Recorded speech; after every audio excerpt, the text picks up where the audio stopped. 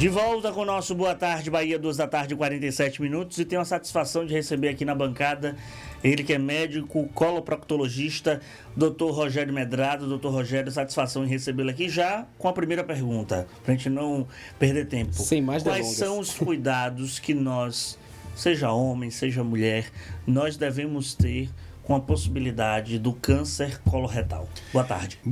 Boa tarde a todos. A alegria é muito grande estar aqui com vocês. A preocupação toda que nós devemos ter, que nós chamamos de prevenção primária em relação ao câncer coloretal, que é o câncer de intestino grosso, diríamos o seguinte: uma dieta rica em fibras é fundamental, uma dieta pobre em gordura saturada, gordura animal, uma dieta pobre em ultraprocessados também, atividade física, evitar a obesidade, evitar o sedentarismo e evitar o uso de bebida alcoólica. Esses são os fatores principais que nós temos e que podemos lançar a mão deles para fazer o que nós chamamos de prevenção primária do intestino. Indo da prevenção e partindo para o cuidado, para a apuração, né? Quantas vezes ao ano ou em qual intervalo seria ideal procurar um especialista, um coloproctologista, para acompanhar de perto essa questão? Perfeito o seu questionamento aí. Não é o especialista, não precisa que você faça essas consultas sem sintomas, que essas consultas sejam feitas anualmente, como elas são feitas com ginecologistas, com os urologistas. O câncer coloretal, ele está presente em uma população. E nós sabemos, numa população com igualdade entre os sexos, numa população, em média, acima de 50 anos de idade. Nós sabemos hoje que ele é o terceiro tumor mais prevalente. Em primeiro lugar, nós temos câncer de mama, câncer de pele em homens e mulheres. Segundo lugar, em homens, próstata. Segundo, mulheres, mama. Terceiro lugar, o câncer coloretal. Então, isso faz parte do nosso dia a dia. Então, a recomendação que se faz hoje é que os pacientes que não tenham sintomas, que eles procurem a orientação para fazer um exame preventivo, que seria a colonoscopia.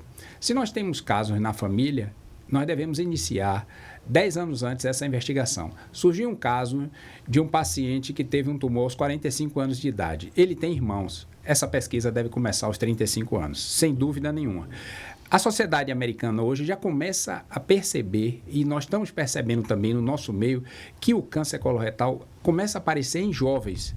Então, se discute se essa prevenção deva ser, o início deva ser mais precoce. E é muito provável que daqui a alguns anos, ou daqui a um período relativamente mais curto, nós devamos começar essa investigação aos 45 anos de idade.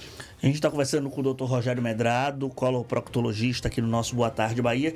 E quais são os sintomas que deve chamar a atenção, seja para homem, seja para mulher, sobre que não tem algo funcionando bem, principalmente na evacuação, principalmente ali nessa região que envolve o intestino grosso?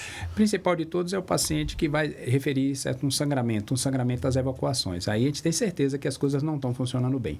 Mas aquele paciente que tem aquele ritmo regular, ele vai diariamente ou ele vai a cada dia ou a cada 2 dias, e ele tem uma mudança de hábito intestinal, ele passa aí uma vez por semana, ou ele passa a ter um quadro diarreico e apresentando um número de evacuações 5, 6 vezes por dia, essa alteração de hábito intestinal é importante também.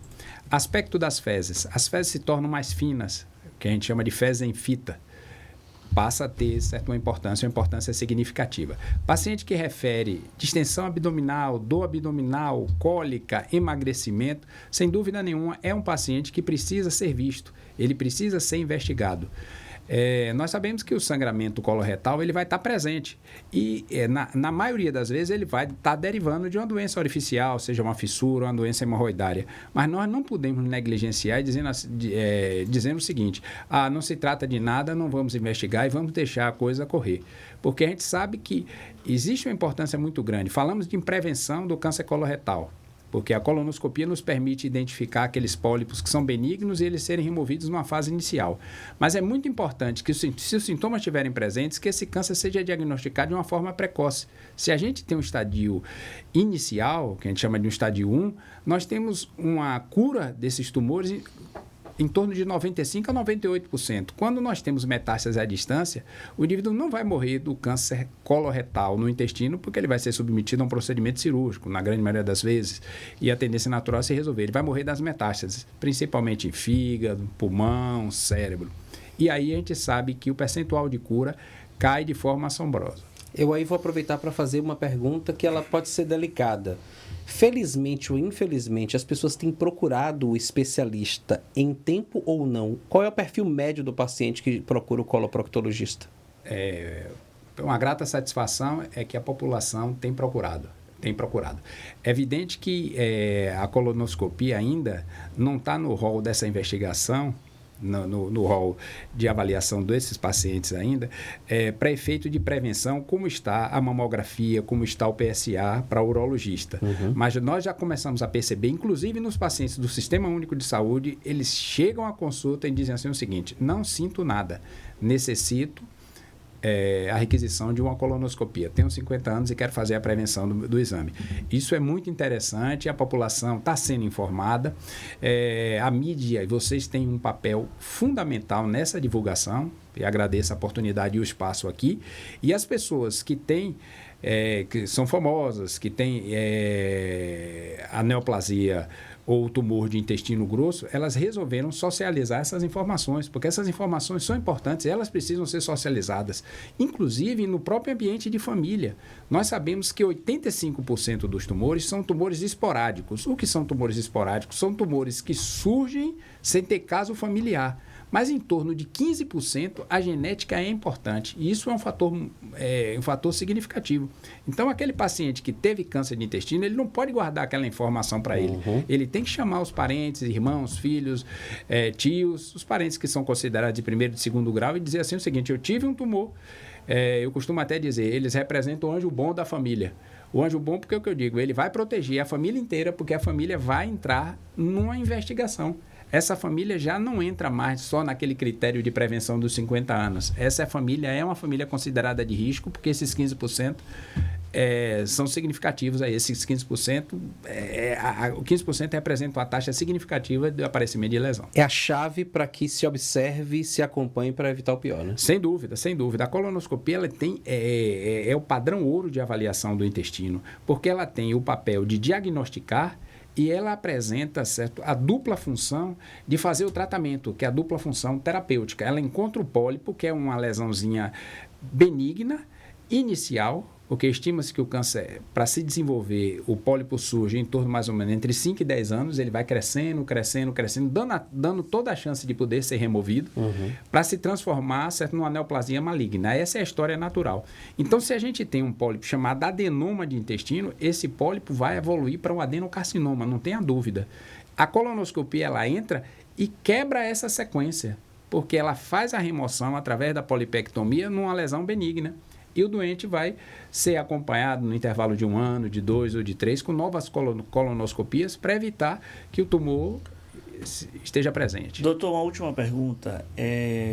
A fissura não tratada, a hemorroida não tratada, ela tende a se tornar um câncer, algo que envolve... E mais do que isso, como vencer, e a dica que o senhor dá para vencer todo o preconceito que muitos ainda têm de procurar um médico coloproctologista? Sem dúvida, maravilha essa pergunta sua, porque nós temos uma preocupação muito grande em informar o paciente que a doença hemorroidária é uma doença benigna e não vira câncer. Então, isso é mito.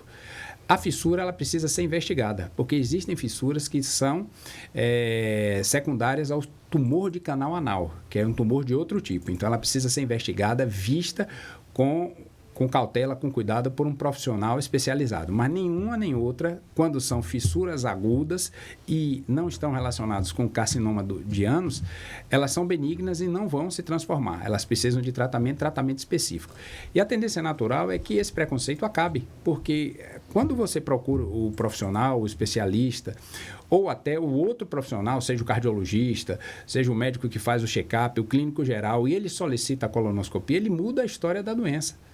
Porque se você detecta um pólipo desse, esse pólipo é removido e você tem a chance totalmente de curar, certo? Se encontrar numa fase precoce ou evitar, certo que o mal se instale, entendeu? Então, a consulta ao proctologista faz parte hoje dos pacientes que têm acima de 50 anos de idade. Então, preconceito, infelizmente ou felizmente, já não cabe mais nos tempos atuais, porque o câncer coloretal é o terceiro mais frequente, seja em homens e mulheres. Preconceito, mais uma vez, sendo assassino. Então, vamos nos instruir, nos educar para que esse autocídio não se consuma por causa de uma trava psicológica, né, doutor? Sem dúvida nenhuma. Agora, vale frisar aquilo que eu coloquei para todo mundo, certo? A prevenção primária está na mão da gente. Evitar, certo, o sobrepeso, evitar, certo, o excesso de ultraprocessados, evitar o excesso de gordura, comer com fibra, fazer atividade física e evitar álcool. Esses são os fatores que podem desencadear gatilhos.